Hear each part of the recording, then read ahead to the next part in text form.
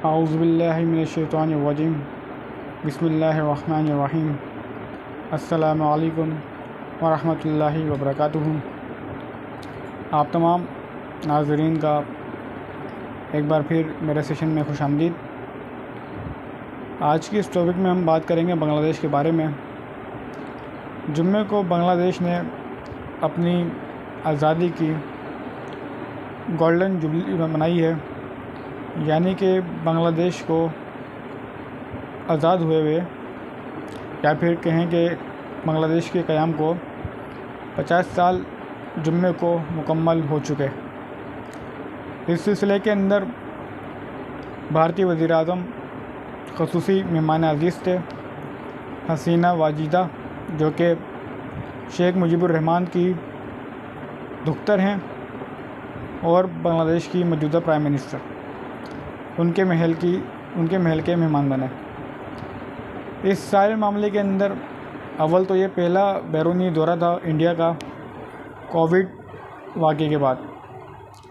इस मुलाकात के अंदर भारत ने बांग्लादेश के साथ 5 MOUs पे दस्तखत किए, जिसमें तालीम, स्पोर्ट्स और मेडिकल और यानी कि टेक्नोलॉजी का शोबा शामिल था। और भारत ने कोविड इमदाद के तौर पे बांग्लादेश को 1.2 मिलियन दिए और 109 एम्बुलेंसेस बांग्लादेश को तोहफे में दी। लेकिन इस सारे मामले के अंदर बांग्लादेश में बड़े फसाद देखने में आए। जुम्मे को मरकज़ी मस्जिद ढाका के अंदर एक इस्लामिस्ट ग्रुप यानी कि तहफ़्फ़ुज़ इस्लाम तंजीम ने एक शानदार मोदी के ख़िलाफ़ मुज़ाहरा किया, जिसके ख़िलाफ़ पुलिस ने एक्शन लेते हुए उन पे लाठी चार्ज कर दी। और अब तक की इत्तला के मुताबिक कम व बेश 11 अफराद इस थाने के अंदर जामे शहादत नोश फरमा चुके हैं। मौलवी इदरीस का, जो कि तहफ़्फ़ुज़ इस्लाम के यानी कि नुमाइंदे हैं, उनके मुताबिक ये जो मुज़ाहिरीन थे पुरअमन थे, जिस पर हसीना वाजिद की पुलिस ने गोलियां चलाईं और लाठीचार्ज किया, जिसके नतीजे में ये सानहा पेश आया। इसके बाद बांग्लादेश भर के मुख्तलिफ़ शहरों के अंदर एहतिजाज शुरू हुए और हुकूमत के ख़िलाफ़ मुज़ाहरों में तेज़ी आई, जिसका रियासत ने बड़ी तेज़ी से एक्शन लिया। ये एहतिजाज क्यों हुआ? ये एहतिजाज भारतीय मुसलमानों के हक़ में था। जब से मोदी सरकार दूसरी बार यानी कि काबीना में आई है, वहाँ के इक़्तिदार में आई है, और वहाँ की डिप्लोमेसी के ऊपर जिस तरीके से हिंदू इंतहा पसंद गाज़िब हैं, उन्होंने गुज़िश्ता साल एक NC या फिर ANC नामे एक यानी कि कानून पास किया, जिसके थ्रू तमाम मुसलमानों को ये राय यानी कि कहा गया कि आप सबूत दिखाएं कि आप भारत में कब से हैं वगैरह वगैरह, जिसके ख़िलाफ़ भारत भर में मुज़ाहरे हुए।